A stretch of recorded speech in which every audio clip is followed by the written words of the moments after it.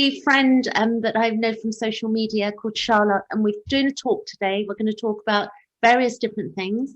We're going to cover a bit of hypnotherapy. We're going to talk about James Hillman and Carl Jung and whatever else comes up. But I'm into astrology myself, and I'll say astrologer extraordinaire, and also I talk about trauma and complex PTSD issues from wisdom, and also going through, traumatic childhood. So I've got a lot of knowledge that I share with the world. That's part of my what I am up to. What about you, Charlotte? You want to say where you are? You're in Norway? Yes, I am. Up north, behind or beyond, below the Northern Lights. Absolutely. And I'm a mother of two. I live alone with them in a big house in nature, and I love to be outside, and I have studied life. And it began with me for many years ago with a lot of struggles. So I'm devoted to learning as much as I can about the physical body and also the mind and how we can live a healthy life. Absolutely. So what I found was I forwarded you a video earlier this week, and mainly because that you do have some study and work that you've done in hypnotherapy. And as a result of that, I was looking at the mind, particularly at this time. We've got a lot of people that have got anxiety with COVID going on, and health anxiety, and a lot of people have got fears, and how the mind, is powerful. Clearly foods come into it, but I didn't want to go too much in the food aspect of, the health. But I think the idea that the mind plays an important role in how we, how our days work out for us, like, the imagination. And I know that the James Hillman video, which I'll show on a slideshow in a little while, or maybe as we go through this talk, I sent you a video. James Hillman, who's an American psychologist, and he was talking about Carl Jung and how he's meeting with him. We know that James Hillman, for people who don't know out there, was born on the 12th of April 1926, and he passed on the 27th of October 2011. He was an American psychologist, and he studied at the Institute of Carl Jung in Zurich. And also he was the founder of archetypal psychology. So again, to do with the imagination, because a lot of Jung's work was dream work. And Carl Jung was born in 1875, and he passed in June 1961. So the video, basically it was talking about the voices that we hear in our heads and the use of imagination. So I don't know how, what was your view on the video that I sent? Did you have any particular things that it was a half an hour video? Did you have anything that popped out at you? Because he was talking about the voices and the figures that we live internally, more than slogans and words. Yes, I found it quite amazing, and I have watched it several times, and I'm sure I will watch it again, and also other videos about the same thing. And one of the things that stood out for me was when he spoke about the depths of his mind being like a dark sea with all the creatures down there. Yeah. Yeah, you remember that? I do remember that bit. And he said that he learned to breathe in water. Was that the bit where he learned to breathe in his mind? He learned to breathe in water. Yes, I remember that bit. And that is some of the aspects you can dive into when you are getting to know yourself, and not just the superficial parts, but the parts that are in the deep, that are hiding in the dark. Yeah. And you can do that in several ways, through meditation, hypnosis, and it's sort of the beasts that lurk in the dark that you want to see, to get to know them, because they can be the parts of you that are controlling your life, or are driving the car without you being aware of it. Absolutely, yes. And I thought, when I watched the video, I thought about those beasts in the dark, in the deep sea, and how I would have met them if I had met them. And I have some thoughts about that because I have some experience from hypnosis. Okay. And how I have, and because I love practical examples.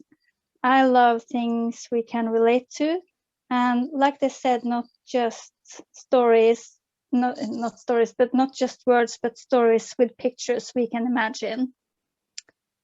And you, what came up for you when you saw or heard him speak about that? Yeah. I can tell you the story after. Okay, so what happened was that I will post the video below. In fact, what I'll do briefly is just show this video. Hang on a second, and show. What I'm going to do is share my screen briefly, which will be helpful. And I want to show the video. Let me see here. Whoops. There you go.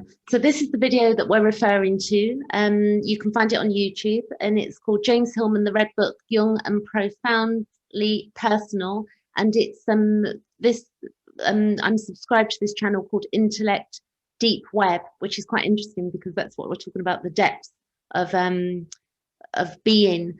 And what happened was, in that video, it's a 30-minute video, and what I did was that I decided on that day, because he was talking about the imagination, to pull out I've got some watercolor pens, and I've got some, like pens or pencils that I use. And what I did was that I ended up just swirling all over this paper in swirls.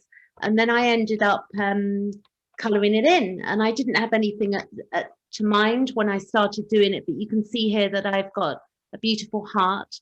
When I did the red, it really got a lot out of me. Like, there was so many memories as I was doing this. It maybe took, it didn't take a whole day to do, but I kept going away, getting a coffee, coming back to it, doing something else. And I finished it over 2 days, actually. And the memories that were coming up as I was using each color, and the imagination of where I was going into my future and what I thought. And what I then happened was, we can all make different things of whatever we see. I've got nothing specific to say about this because it was literally just, a drawing where I made a load of marks all over the paper and then colored them in one by one on the back. And what happened was quite beautiful because the watercolors shone through. And I particularly like this little bit here. I think it's there, where a little eye type figure appeared. You might be able to see that, or maybe not, if you're watching this video. But I found it quite amazing what it brought out of me emotionally. And what Jung did say that, or I've been advised by Jungian people that I know through just moving through social media, is that I was told that if you have an emotion that's really stuck, and an emotion that keeps looping, which I tend to do anyway, because I'm a Gemini, I tend to loop a lot of my thinking, and I'll keep changing my mind. I go loop, and then I'll loop back to something else. And I also do that with regard to my trauma. When we've been traumatized, we can continuously be looping back, whether in our dream state or whether in our day-to-day reality, because we can be quite hypervigilant with regard to people, attachment styles. Trauma can be very disconcerting, as once it's not so much the trauma that causes the problems, it's the aftermath of trauma that can play out an entire life of how it affects us in our choices, in so many different ways, in our health, in the mind, because if we're constantly hypervigilant all of the time, then we're affecting our organs as well. So the point was, if you have an emotion that you find really difficult, and you just basically begin to draw it out, you get a release.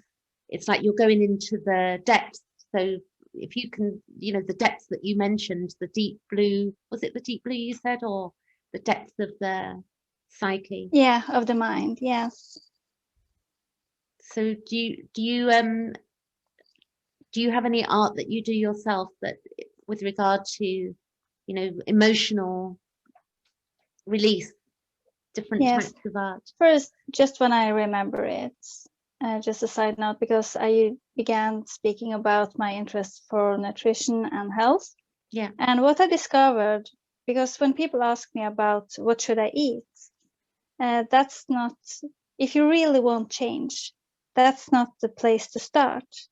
Because when you love yourself and you have compassion for yourself and you listen to your body, my experience is that you will make healthier choices. But then you have to be brave enough to take that leap and get to know yourself and open your eyes. Absolutely. I use several tools, and I use drawing, and I use the Qigong as a practice and dance, because whenever I have stuck energy, sometimes I feel best with just laying down and travel inside or inwards.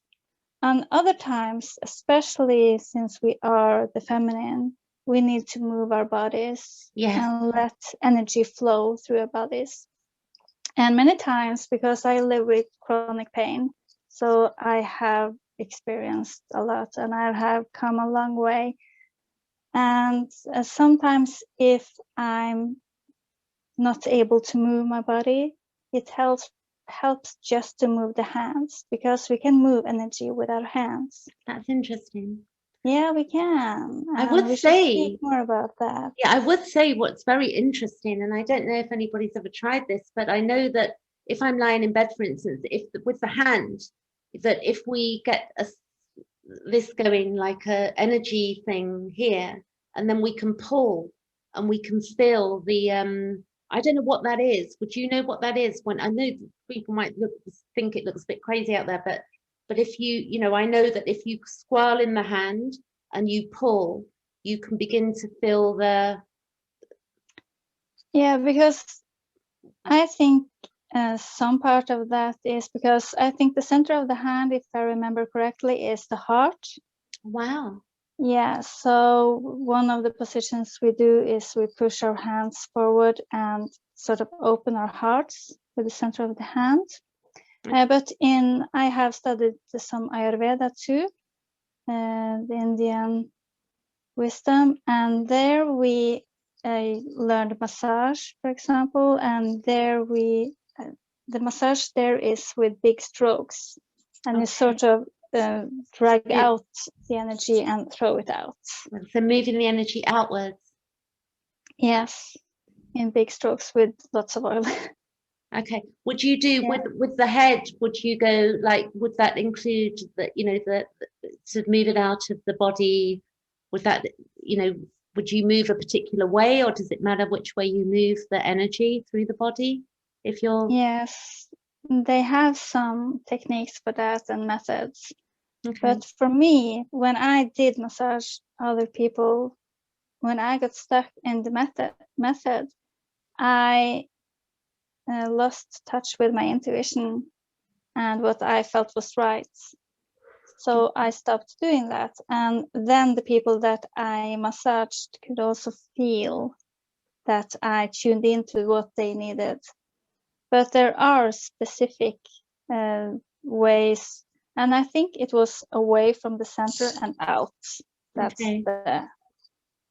yeah, and I think that so working in many different ways, but I think also with the James Hillman here, coming back to that, which was interesting, that he was saying that meanings don't carry us through, but the images are our companions, and we can have all of the slogans in the world and explanations and understandings, but what carries us through are the voices and the figures that we live with and can talk with, and that's what's missing at the core of society now. I mean, we're so shut down in expression in so many ways now.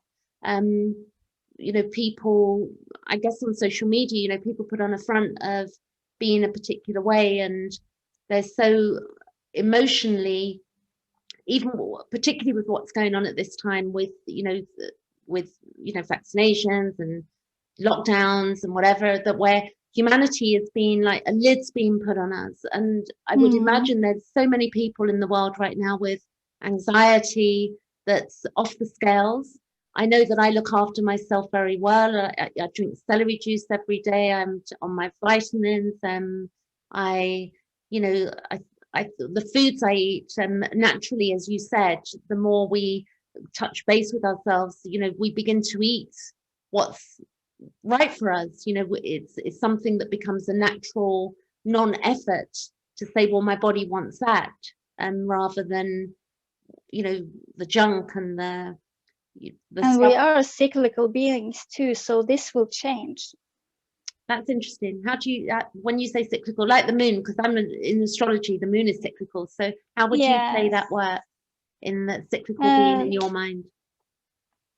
In many ways, because just like we follow the moon, and many ladies, we follow the moon with our cycles. And during our cycles, we have different hormones that play an important role in how we feel, our energy levels, how our appetite is, and how social we want to be. Yes.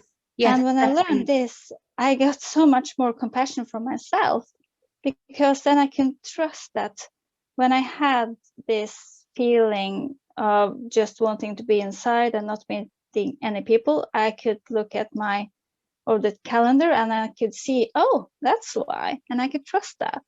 That's really interesting, because on the astrology chart, the moon takes 28 days to move around the chart. Okay, so what we have is that as the moon moves through a particular house, like from the first house all the way around to the 12th, when it's in the 12th house, we can see that many people, when it goes through for 2.5 days, each sign roughly, that one will withdraw. So the 12th house is where we withdraw. The first house is where we show ourselves in the world. The second house is where we'll meet our own needs, and it's about our needs and values. And the third house is where we get very communicating and busy, and that third house is Gemini. So we can see on a chart as well that I've been following my own moon. At the moment, the moon for me is just leaving my 12th house, so I'm going through an ending and then coming out into a new beginning of my own cycle. And I can feel that where the last 24 hours or whatever, I've just wanted to sleep more. So the cycle of where it is possibly on an astrology chart as well. But the moon and the planets, as we discussed, they're not doing anything to us. What I would say, that I was taught by Simon Forster, who's an astrologer, raising vibrations. He's in Sweden, actually. He said to me that the planets and they're a bunch of symbols. So, when we know what we're feeling, and right now what I'm feeling, if I look at my astrology and I can see what I'm feeling, then I know what the chart is trying to tell me. So it's not that something's doing something to us, it's very much a feeling place.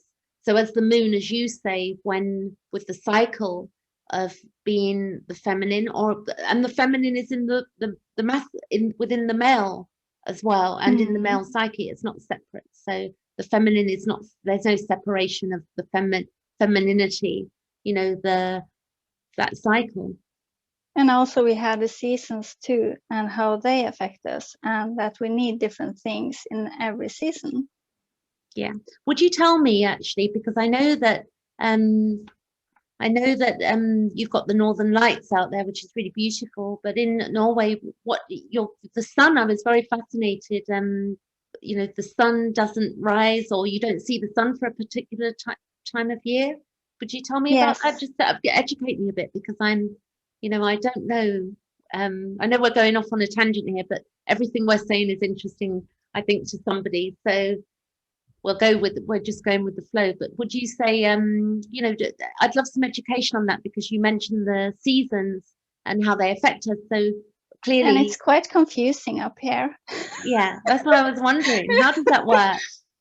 How does your season? It doesn't work.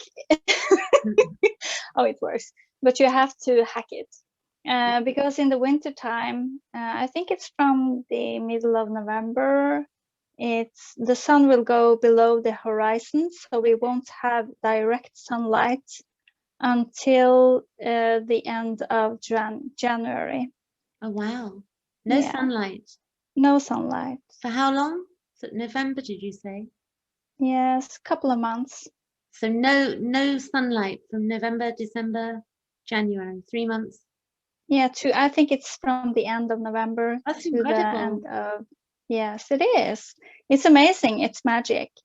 How does that affect the sky though? Is it dark all the time? I mean, how does that work when the sun doesn't come above the horizon? Is it always dark, or is it always quite low dark? Or it's what's when it's getting dark.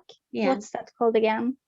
Evening, like around 5 o'clock in the UK. Like it begins to, at the moment it begins to get dark because we're in January here, and no, we're not, we're in March actually. I'm on a different, we're in March, 4th of March. It's crazy. But it's like an evening light in the middle of the day at 12 o'clock, and then it's dark the rest of the day. So you know when it's the middle of the day, but you won't have any direct sunlight. And that's it affects us both in energy levels and health and appetite and sleep. Yeah. How does sleep work in that?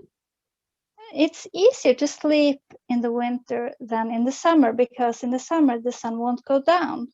Oh my gosh, I didn't realize that. So how we have, it's I don't remember. I think it's a couple of months. I've only lived here for 2 years now. Okay. Because I lived away.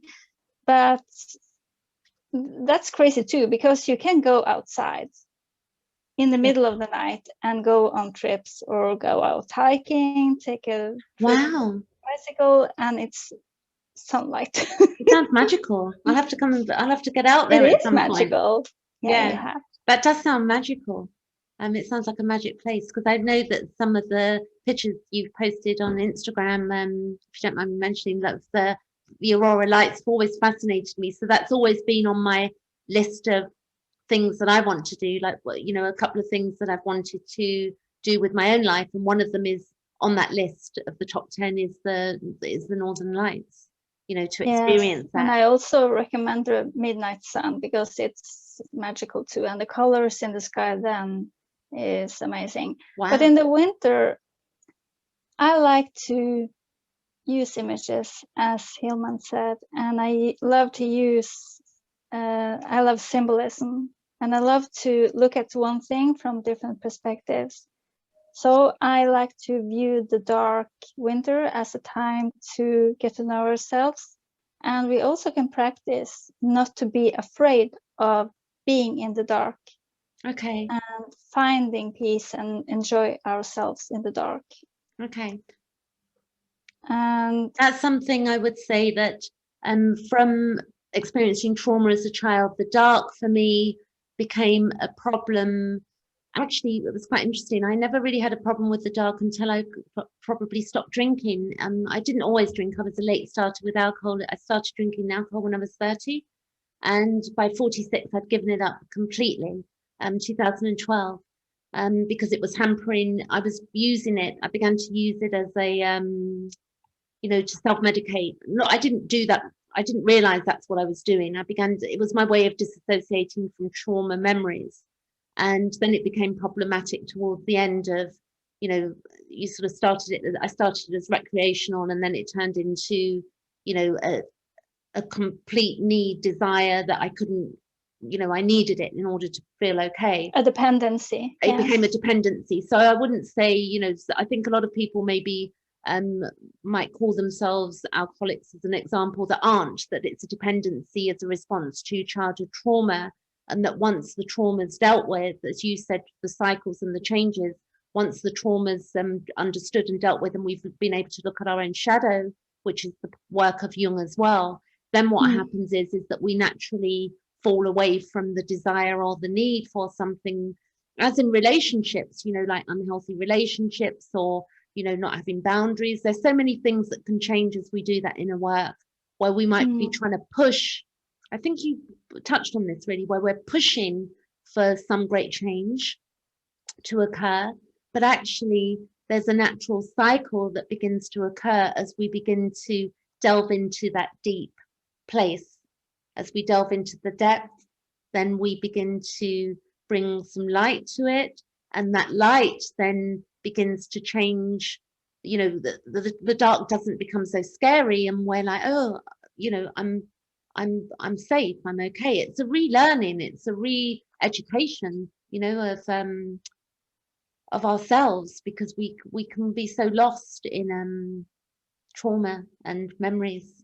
And that's why I think, you know, we wanted to speak as well, because of the hypnotherapy and the uses of how that is helpful to, you know, it's helpful to people. It certainly helped me in my life.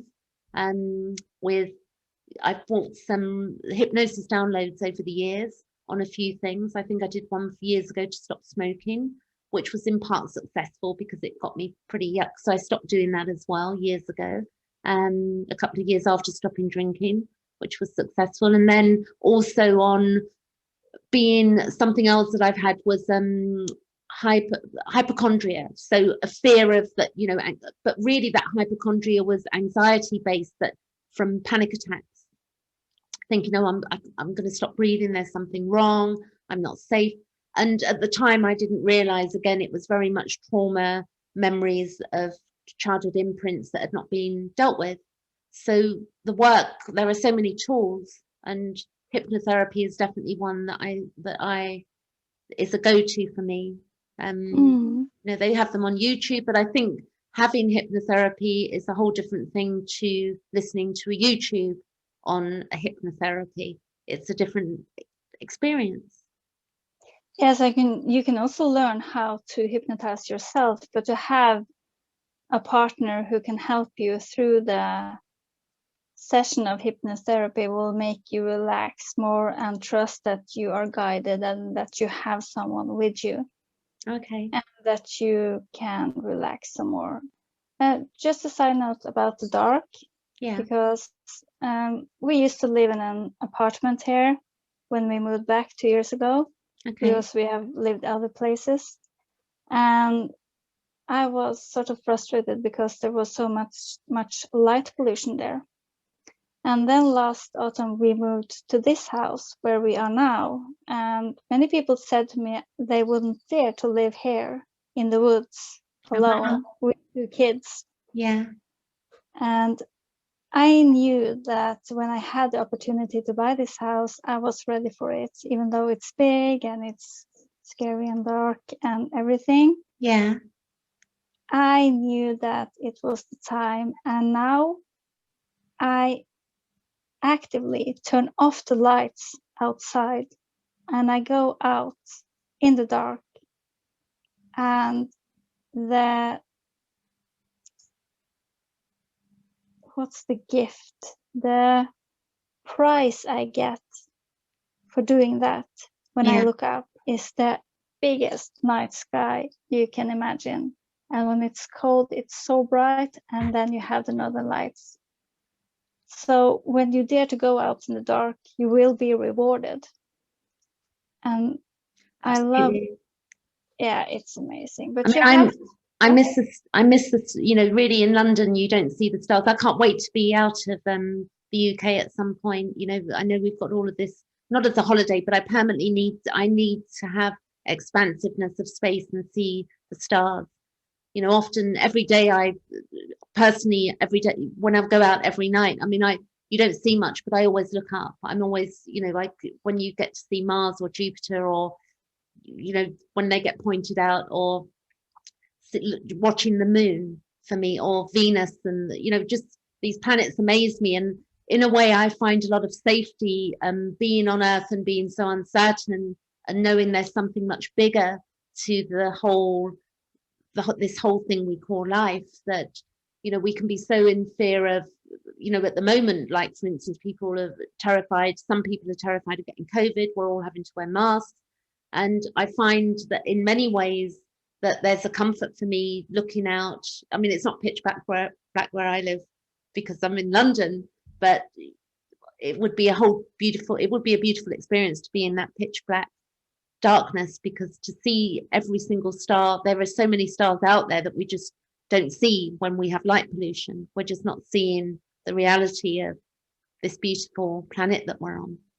And that can also make us feel unsafe, even though we're not, because we're not used to it.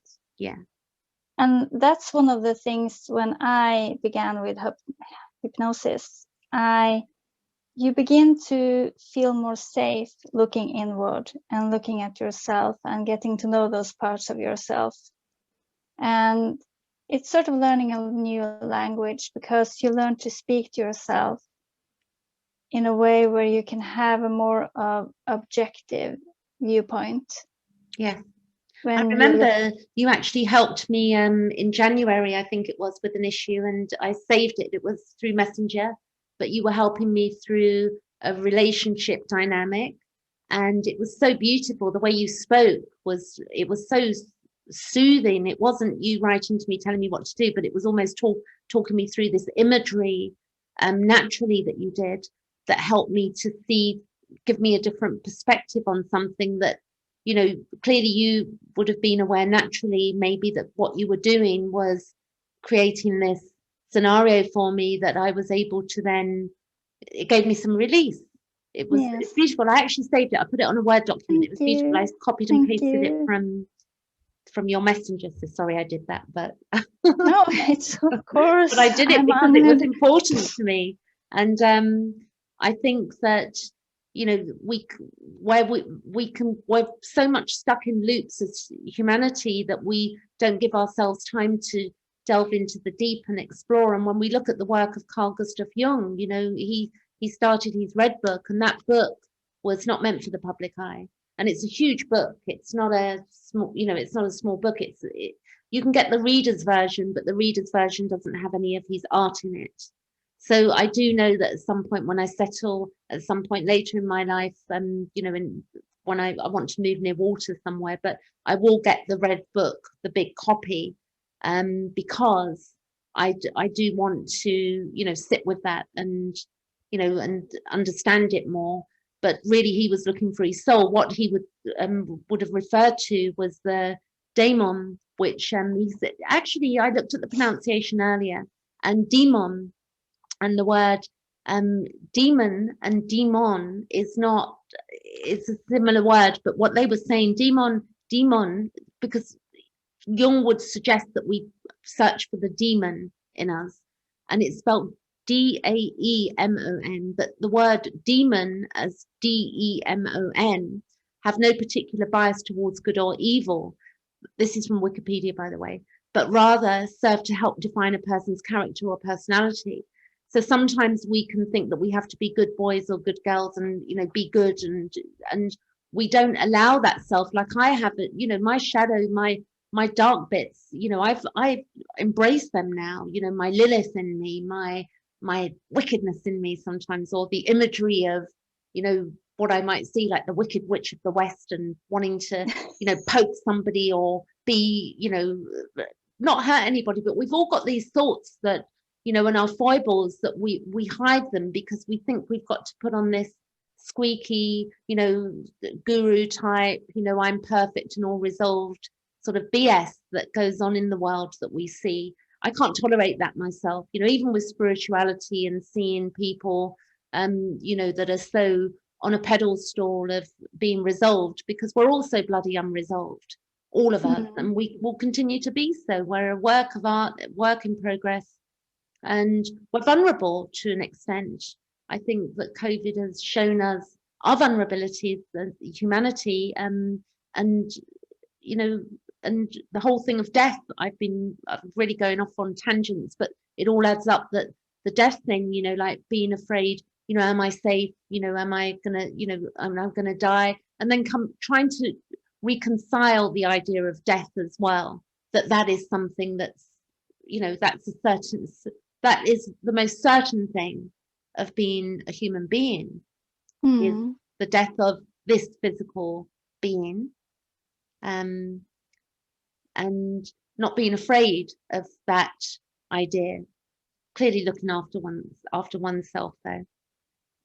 Yes, because I can look at death in several ways, because most of my life I wanted to die. Yeah. And I wanted to escape, and I felt that the world will be a better place without me. Wow.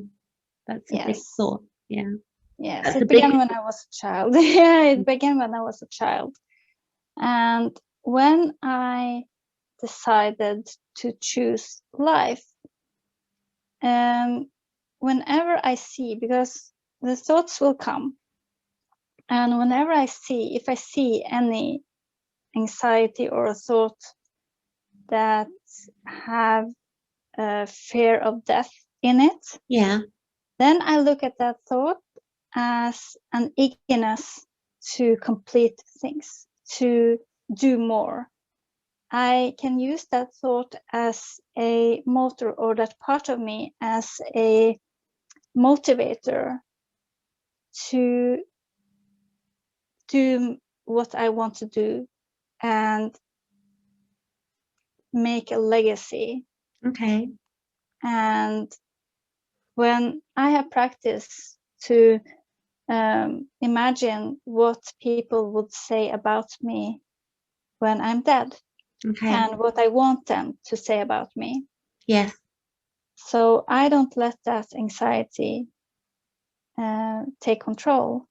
And if I see it, I can use it as a motivator.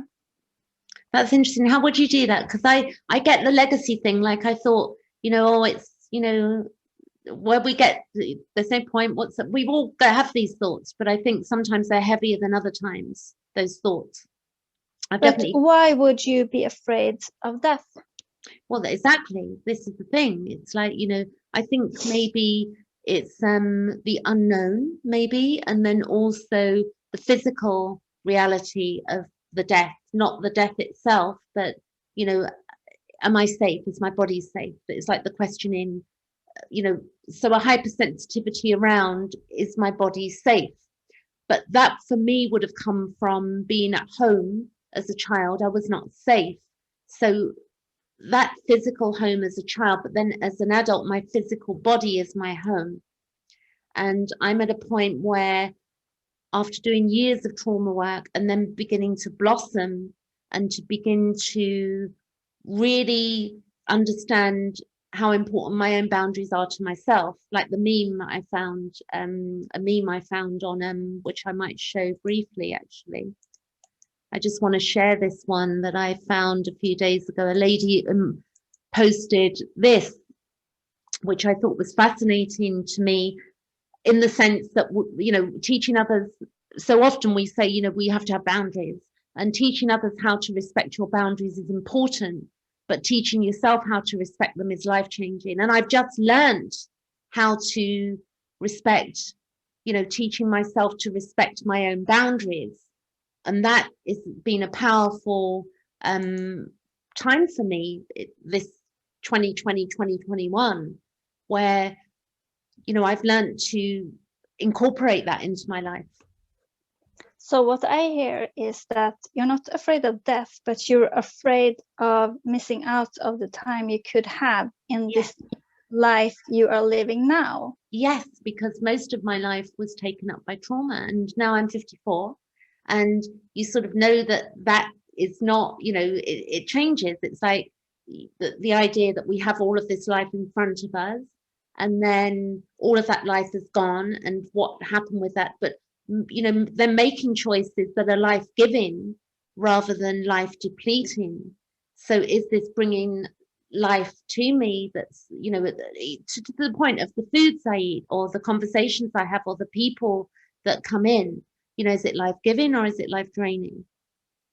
Yes. So you were saying, I'm not afraid of death, but I'm afraid of not having the time that I want to do all of the things I want to do. That's more the point. Yes. So then you're actually using death as a motivator to enjoy every day more. Yes, and savor every moment you have with this new you. And you also know that it will just be better and better. Yes, that's how I feel now. Yeah. Yeah. So when death arrives, it won't be wasted, all the years you had up until now.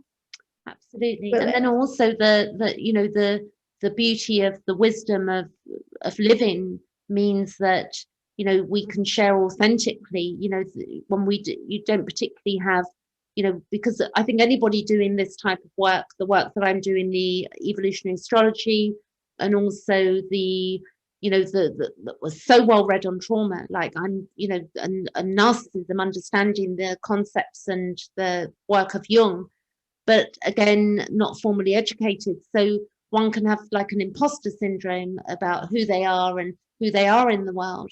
And, really the qualification side of life was very much, I mean, I don't know actually, I know this is jumping the gun here, but if we go back to the 1500s, when we would have had people like Nostradamus, and also I can't recall his name now, but the guy who was looking at the stars, and I can't remember, 1500s. So around the 1500s, we had a period of time where, people were scholars, but were that the scholarships and also the art that was coming out at that time, that would have been very experiential in truth. It wouldn't have been some qualification they gained, and the physics as well that came around that time. Whether they were given a bit of paper saying, hey, you're qualified as a physicist now and you can go out into the world. These people were truly true artists in the sense that their whole lives were spent. Michelangelo, I don't know what period he was actually. I could Google that, but I'm sure it's around, I don't want to lose you, so I won't Google right now. But that these people, and even if going back to Plato and the beautiful works of art, and Dante, like all of these beautiful, so the imposter syndrome that we've been given by common man, I don't want to say common man men, but the patriarchal understanding, the last few hundred years of patriarchy and the Bible and having to follow rules. And we're just getting more and more into the qualifications and rules, which takes away people's, their innate beauty and their playfulness, because they think they've got to be somebody based on, numbers or qualifications. So we're losing a lot of true, authentic passion, works of art. For me, to do this little painting and show it, and people say, oh, that's really stupid, what is that? It's like, it's just a load of swirls.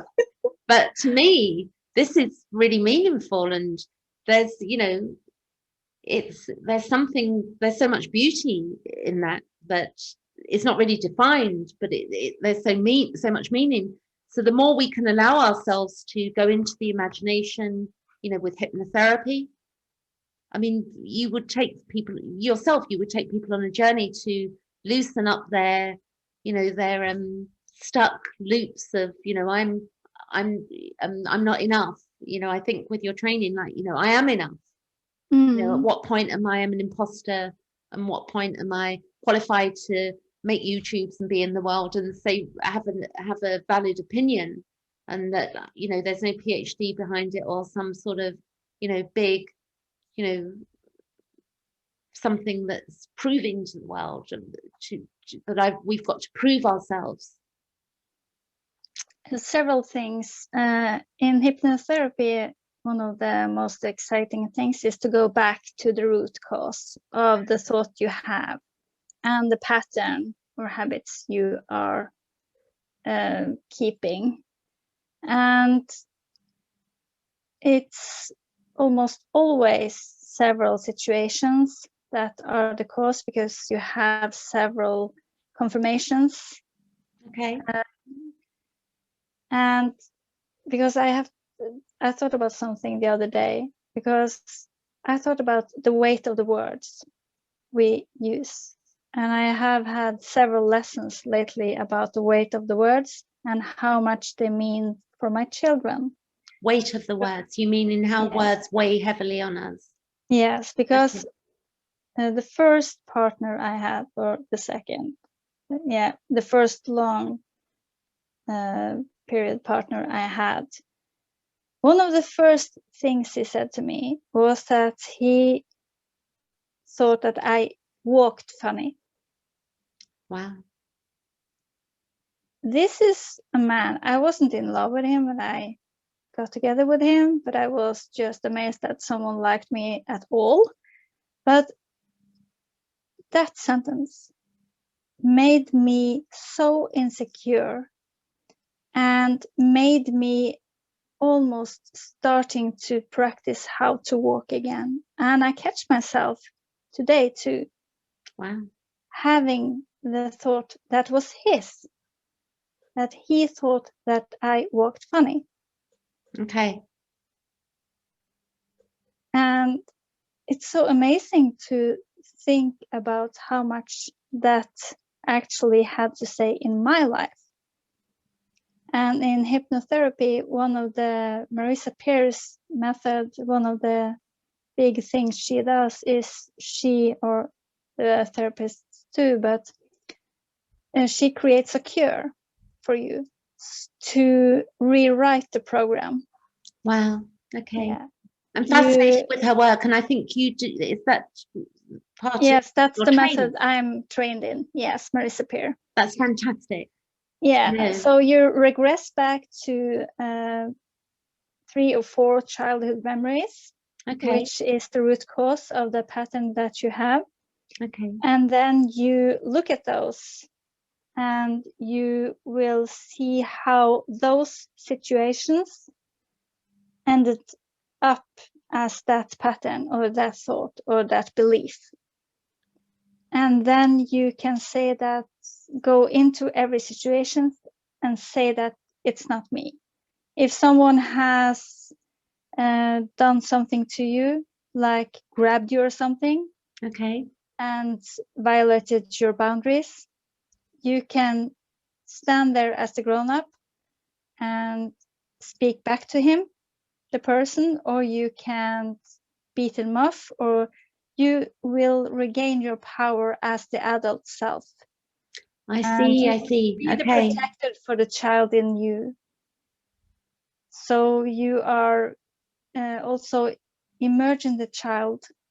You are taking the child and taking it into you, and you are forever holding that child inside of you and having it with you.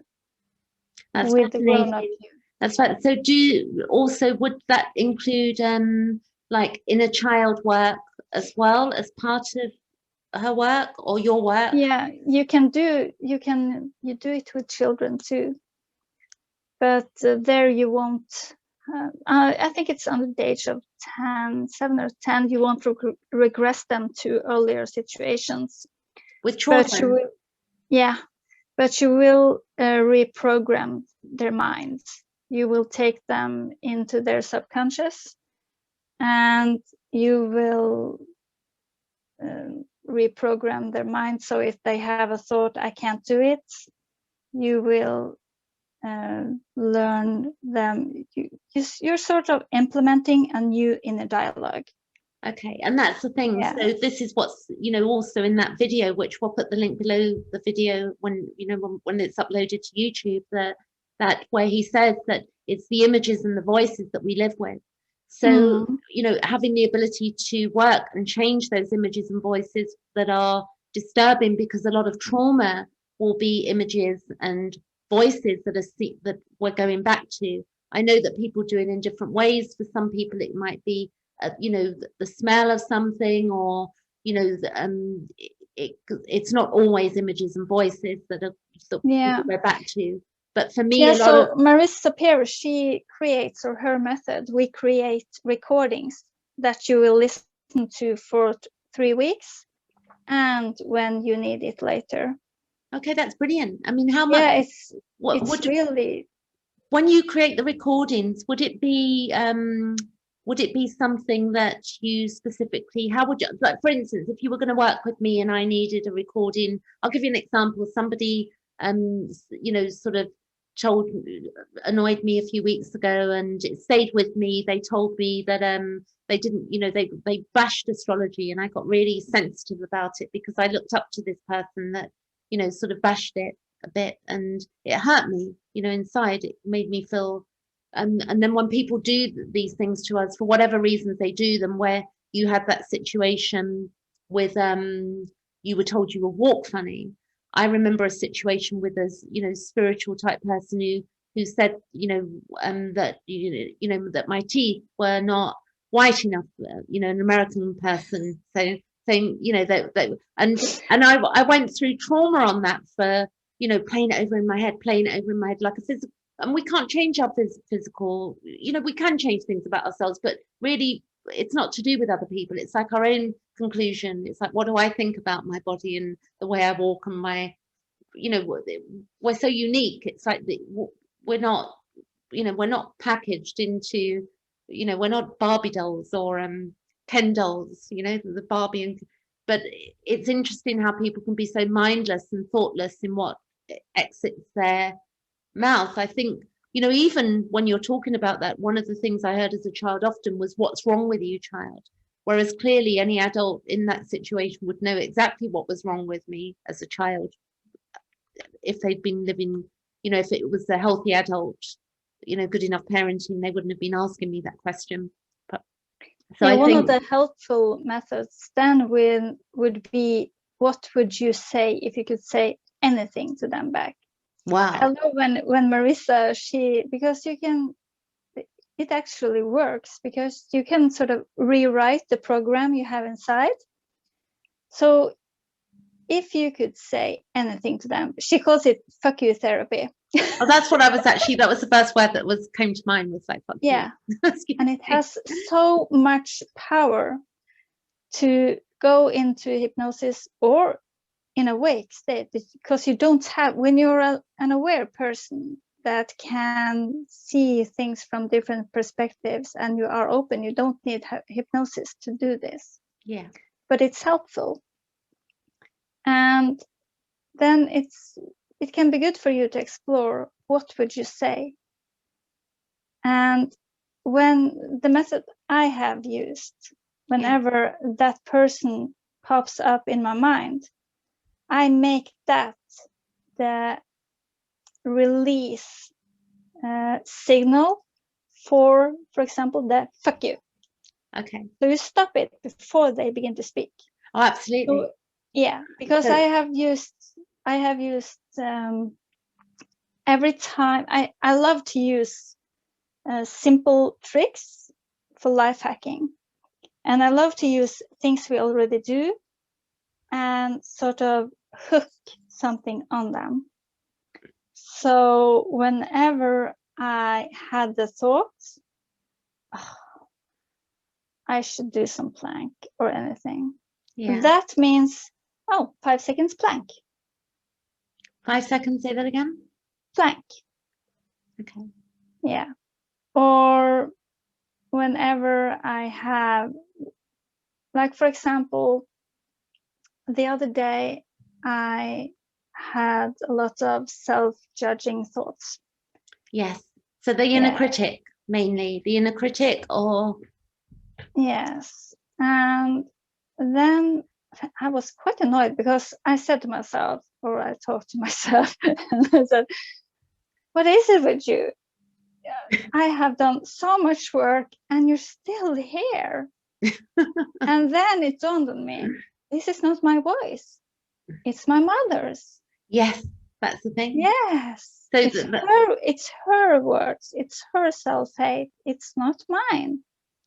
Because we have them in us, our ancestors and their patterns and their stories. Absolutely. So it goes beyond even the imprint of the parenting. It goes back the archetypal belief system and the feminine, or the, like, really, if I was an astrologer 500 years ago, I would have been burnt at the stake.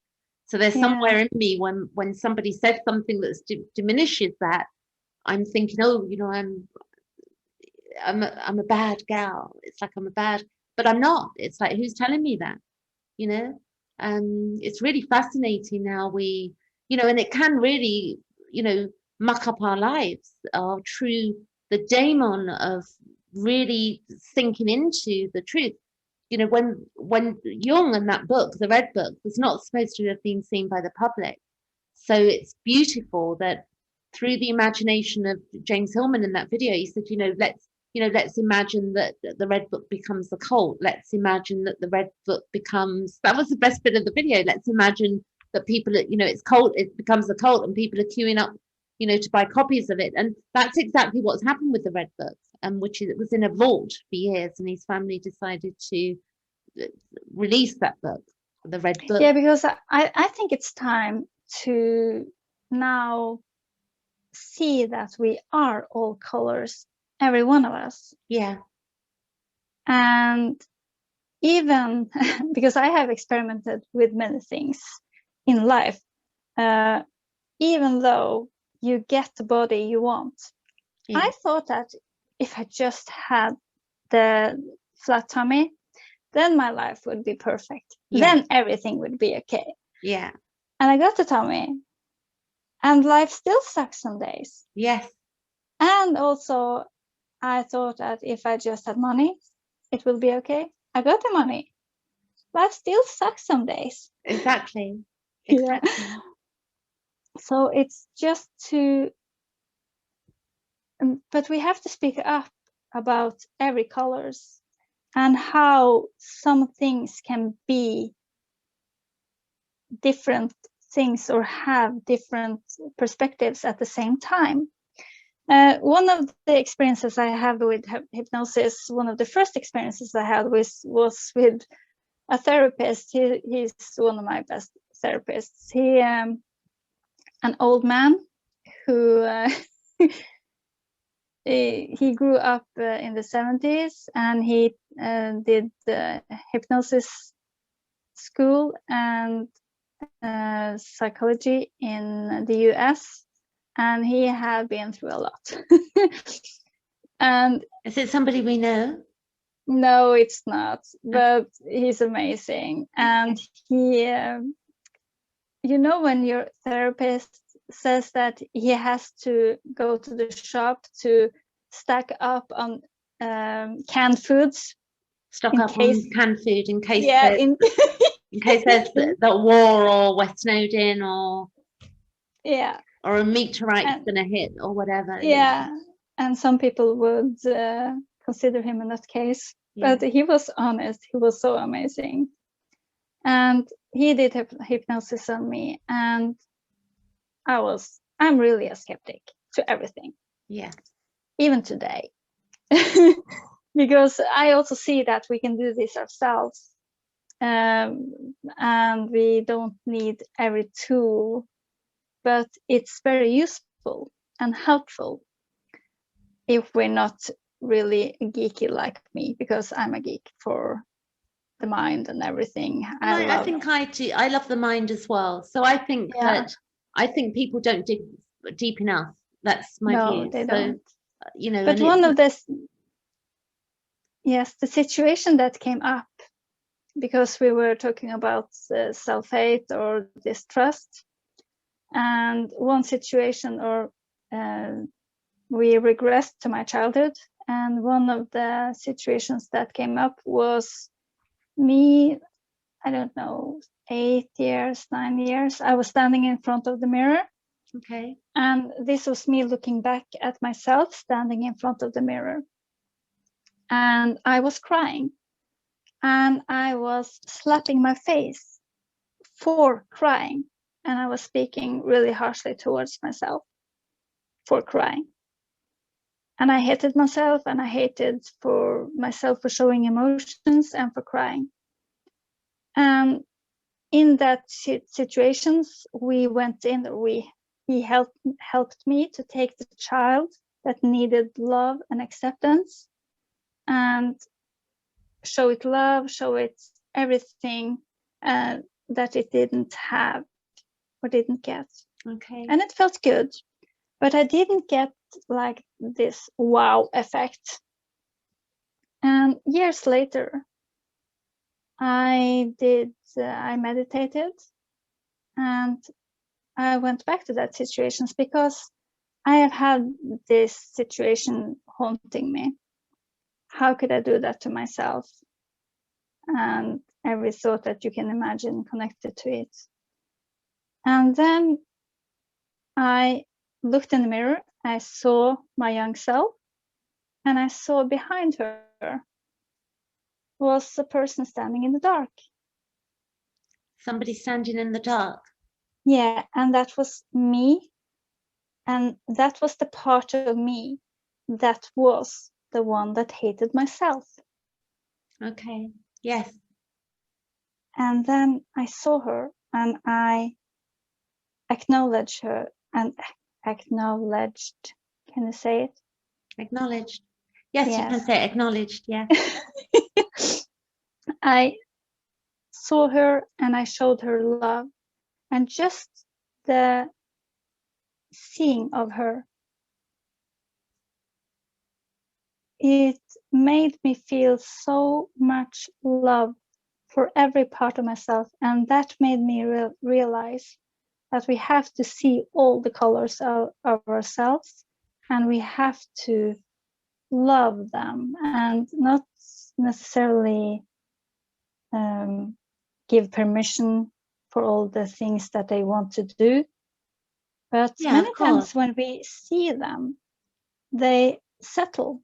They get integrated. So it's integrating the shadow, it's integrating that part of ourselves that we've been told that, you know, we can't have this thought, you know, it's wrong to think that, it's, you've got to forgive, you have to do all of these rules, regulations, where, you know, I think the inner child, it's okay to say, well, she doesn't want to forgive and she doesn't like that and she doesn't like what that person said, and loving that inner child. So that's something that I've been doing of late as well, really, you know, being a proper parenting or support to my inner child, being a loving, you know, mother, and the father figure, which was so distorted for whatever reasons, you know, even if we take away the blame, it's just that we live in a society that is just so not set up to, you know, really understand that we have this, you know, whilst we're born, we are not owned. There's no ownership. And I think this is where, you know, can be very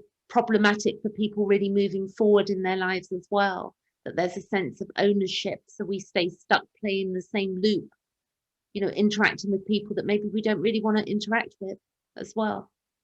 Yes, because one of the parts in hypnotherapy is also to speak to your parents and also to have compassion with them for being the way they are, because they have a history too. Yeah. And like my parents, they couldn't give anything they didn't get themselves or have for themselves. They didn't have that to give. Yeah. So this is a process as well, I think, depending on one's own psyche and the type of abuse that occurred as well. And I think some abuse is off the scales for some people, so that it's not, the ultimate goal doesn't have to be forgiveness or compassion. It can be compassion with self, where people really struggle to begin with, because I know that I certainly punished myself thinking that I wasn't, you know, a good, I wasn't, part of my drinking was that I didn't have a sense of forgiveness. I thought there was something wrong with me. But now I understand. Speaks about this too, that the goal isn't necessarily forgiveness, because many people aren't ready to forgive, and we don't have to forgive either. And some things are unforgivable. That's part of the world we live in. But to have compassion and also see, like my grandparents too. My mother grew up in a really contrasting home, and I have worked on seeing the other colors, not just the stories, the bad things, but also what can be in the heritage that actually are benefiting me. Oh, that's interesting.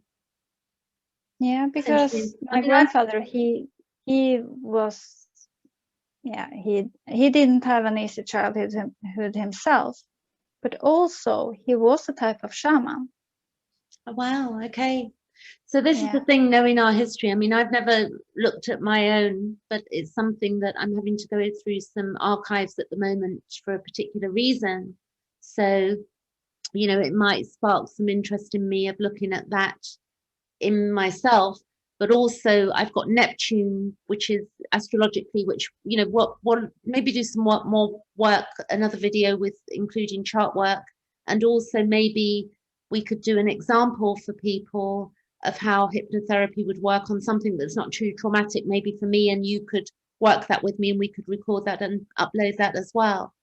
There's so much to talk about, but we've done I think for today. But you can also in meditation ask your ancestors or your parents what they would you like you to know, or even not for the parental care, sometimes just for life itself, maybe.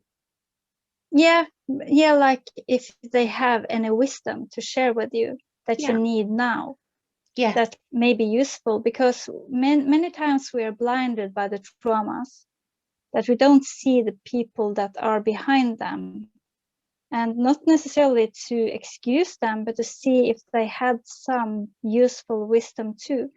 I love to investigate and research many teachers, but I don't eat all they say blindly.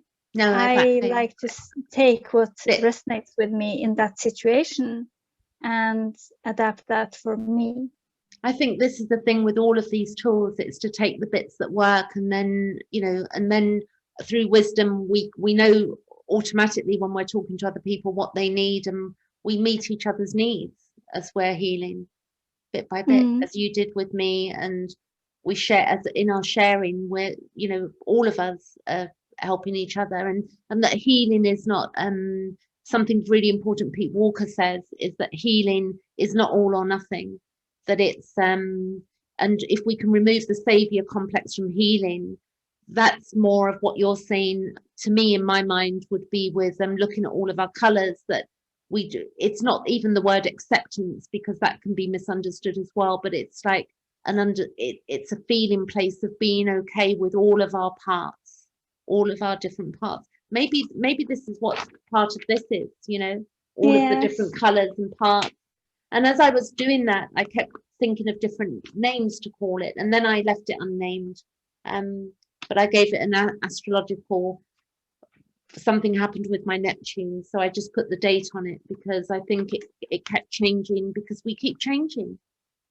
We do. And when we spoke about the imposter syndrome and anxiety, one of the useful things I say to myself whenever I have the imposter syndrome, which I have a lot, and anxiety, because I used to believe that I was the only one who had these thoughts that I had in the whole wild world.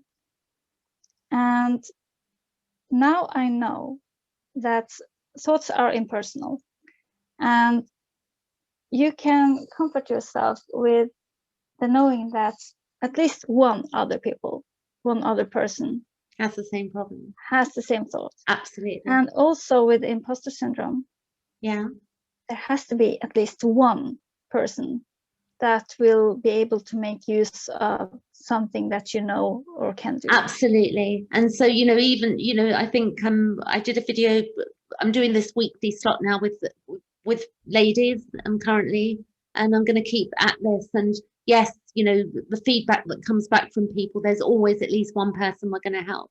There's going to be one person that's going to watch this video all the way through and enjoy it. And then there may be people that will watch it 5 minutes through, example. So, and it doesn't matter, you know, it's the putting stuff out there and being authentic in whatever we're doing, and enjoying it, having passion, you know, just doing it for ourselves. And that's what you will end up with, that as long as you do it for yourself, like with nutrition and health and everything, that you do it because you love it, and you love yourself. Even the clothes we wear, you know, it's like, do I want to wear this, and do I love it? And it's like, how do I feel in this? So I can't wear anything uncomfortable anymore. I can't either. No, I can't either. No. So I think if we call it a day there, and then we'll call it a day, and this will be uploaded to YouTube, so people are gonna, and then we'll definitely. And I can have some more anxiety. Yeah, we'll have some more exciting stuff to people. I said anxiety. Anxiety, exciting. Have more anxiety. I think anxiety is anxiety moves with the waves. It's moving. It's not stuck in one place. No, that's really great. So I'm gonna leave it there, and then we'll be back again in the coming days, maybe, or definitely in the coming next week. I'll be back with somebody else. That's what I'm trying to say. And then definitely I'll be doing more work with Charlotte. Well, maybe definitely look at doing a little clip on hypnotherapy, how that would work with me, so people get to see that. That would be really interesting. I'd like that. So that's it. I'll catch you later, guys. And thanks, Charlotte, for today too.